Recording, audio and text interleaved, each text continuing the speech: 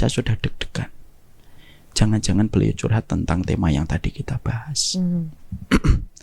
Dan betul, mengalirlah cerita beliau sama istrinya tidak dekat dengan beliau, tapi beliau mengatakan itu istri saya, Ustaz, agak di tempat yang jauh. Iya. Gimana Pak?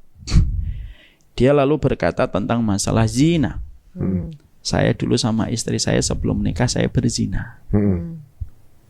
Terus istri saya hamil sebelum pernikahan. Tapi akhirnya saya menikah dengan beliau. Dan qadarullah anak pertama kami perempuan. Dari hasil perzinahan itu perempuan. Hari ini kelas 3 SMP. Kelas 3 SMP itu kelas 9 hari ini. Tadi Ustadz mengatakan kalau seorang anak terbentuk embrionya sebelum pernikahan, berarti anak itu anak yang tidak dinisbatkan kepada bapaknya, tapi dinisbatkan kepada tempat tidur yang terjadinya perzinahan itu. Betul Ustadz? Iya.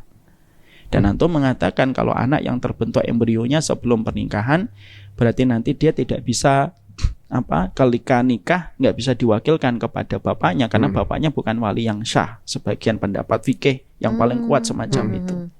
Saya mengatakan betul Pak, gitu.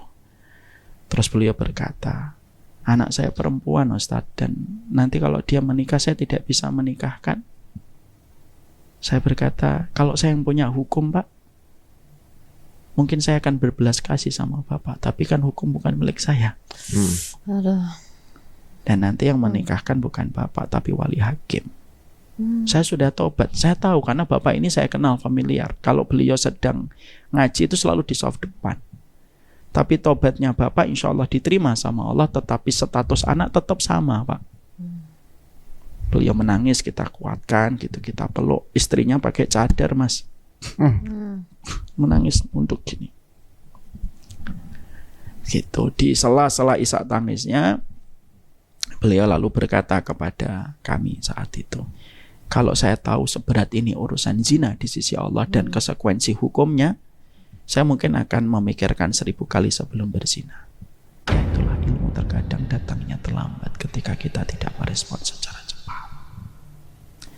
Jadi disitulah kita akhirnya memahami betul bahwasanya ipar adalah maut itu sebenarnya